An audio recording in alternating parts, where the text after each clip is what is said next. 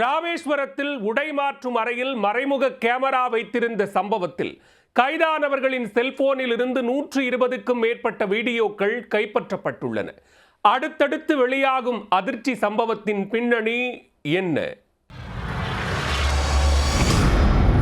ராமேஸ்வரம் கோயில் பகுதியில் உள்ள உடை மாற்றும் அறையில் ரகசிய கேமராக்கள் பொருத்தியிருந்த சம்பவம் பெரும் அதிர்வலைகளை ஏற்படுத்தியது.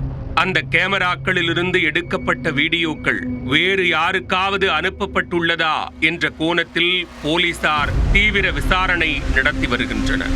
அடுத்தடுத்து வெளியாகும் பகீர் சம்பவத்தின் பின்னணி என்ன?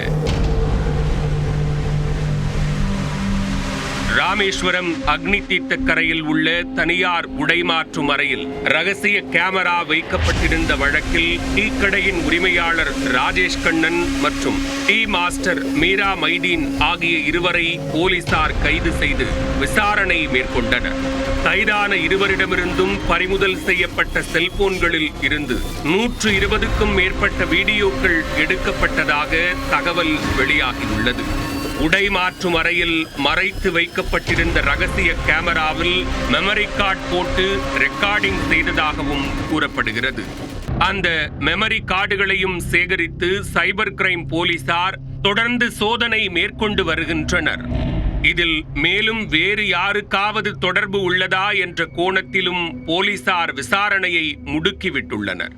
இதனிடையே சர்ச்சையில் சிக்கிய டீ கடையின் கட்டடத்தை ராஜேஷ் கண்ணன் குத்தகைக்கு எடுத்து நடத்தி வந்ததாகவும் அந்த கட்டடத்தின் உரிமையாளர் வேறொருவர் என்பதும் தெரிய வந்துள்ளது. இதனால் கட்டட உரிமையாளருக்கு தகவல் தெரிவித்து வருவாய்த்துறையினர் மூலம் கடையை முற்றிலும் பூட்டி சீல் வைக்க போலீசார் நடவடிக்கை எடுத்து வருகின்றனர். ராமேஸ்வரம் கோயில் பகுதியில் நகராட்சி நிர்வாகம் கட்டியுள்ள பெண்கள் உடை மாற்றும் அறை, குடிநீர் அறை என எதையும் பயன்படுத்த முடியாத நிலை உள்ளதாக சமூக ஆர்வலர்கள் தெரிவித்துள்ளனர். இதனை சரி செய்து விரைவில் பயன்பாட்டிற்கு கொண்டு வர வேண்டும் என்றும் கோரிக்கை விடுத்துள்ளனர். ராமநாத சாமி கோயிலுக்கு லட்சக்கணக்கானோர் வருகை புரிவதால் பக்தர்களின் நலன் கருதி உரிய அடிப்படை வசதிகள் செய்து கொடுக்க வேண்டும் எனவும் கேட்டுக் கொண்டுள்ளனர். சுகாதார வசதியை பொறுத்தவரை இது ஏற்பாடு செய்ய வேண்டியது தமிழக அரசும் உள்ளூர் நிர்வாகம் தான். இன்றைக்கு வரக்கூடிய மக்களுடைய எண்ணிக்கையில் கணக்கில் கொண்டு சுகாதார பணிகளை மேலும் விரிவுபடுத்த வேண்டும்.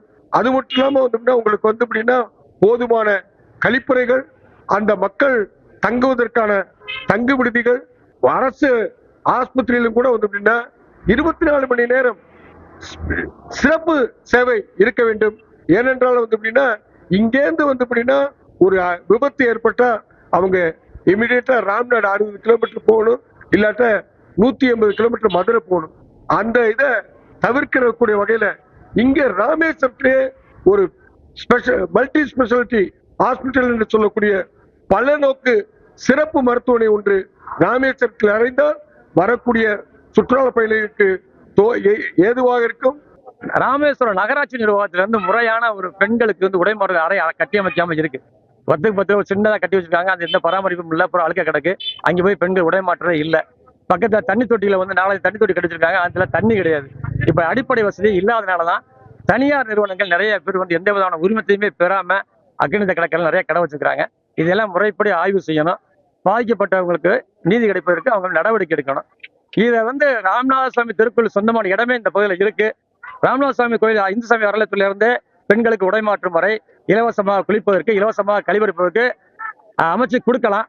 இதை உடனடியாக இந்த நிர்வாகம் செய்யணும். நாங்க ராமேஸ்வரம் பொதுமக்கள் எதிர்பார்க்கிறோம். ரகசிய கேமரா விவகாரத்தில் கைதான டீ கடை உரிமையாளர் ராஜேஷ் கண்ணன் மற்றும் டீ மாஸ்டர் மீரா மைதீன் ஆகிய இருவரையும் கைது செய்த போலீசார் அவர்களை நீதிமன்றத்தில் ஆஜர்படுத்தி ராமநாதபுரம் சிறையில் அடைத்துள்ளனர்.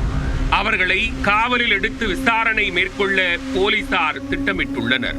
டீக்கடை உரிமையாளரை காவலில் எடுத்து விசாரித்தால் மேலும் பல திடுக்கிடும் தகவல்கள் அம்பலமாகும் என எதிர்பார்க்கப்படுகிறது.